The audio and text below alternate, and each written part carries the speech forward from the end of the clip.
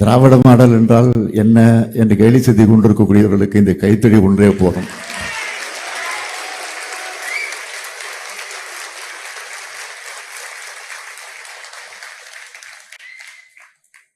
தாய் வீட்டுக்கு வந்திருக்கிறேன்.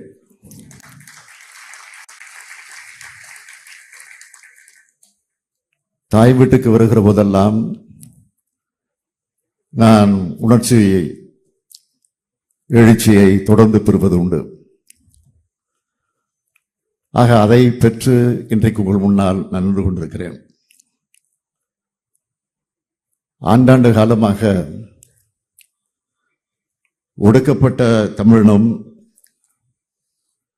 ஒற்றுமை பெறவும் சுயமரியாதை உணர்வு பெற்று மேலெழுந்து நிற்கவும் தன்னுடைய வாழ்நாள் முழுவதும் பாடுபட்டு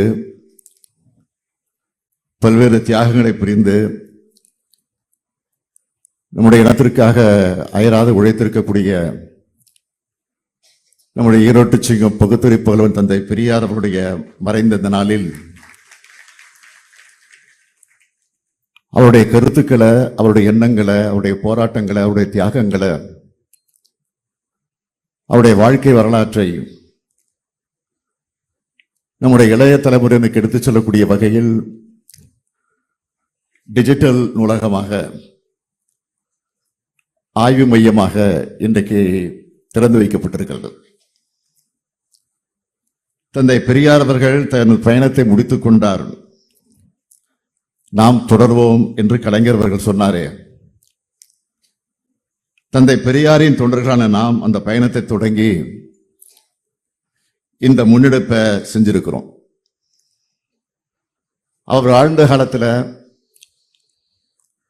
அவர் பேசின முற்போக்கு கருத்துக்களுக்காக, மானுட சமுதாயத்தோட விடுதலைக்கான கருத்துக்களுக்காக பழமைவாதிகளிடமிருந்து பிற்போக்குவாதிகளிடமிருந்து கடுமையான எதிர்ப்பை அவர் சந்திச்சார். ஊருக்கு வரக்கூடிய தடை, பேச தடை, கோயிலுக்குள் நுழைய தடை, எழுத தடை, பத்திரிகை நடத்த தடை, போராட்டம் நடத்த தடை, அத்தனை தடைகளையும் உடைச்சு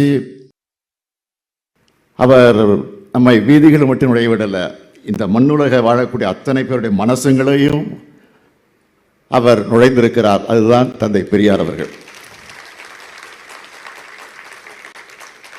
அதனால் தந்தை பெரியார் அவர்கள் மறைந்த 50 ஆண்டுகளுக்கு பிறகும் இன்றைக்கு அவரை பேசிக் கொண்டிருக்கிறோம், அவரை பற்றி புகழ்ந்து கொண்டிருக்கிறோம், அவருடைய வரலாற்றை எடுத்து சொல்லிக் கொண்டிருக்கிறோம், அவரை இன்றைக்கு நினைவுபடுத்தி அந்த உணர்வுகளை இன்றைக்கு நாம் வெளிப்படுத்திக் கொண்டிருக்கிறோம். இதுதான் தந்தை பெரியாருடைய தனித்தன்மை.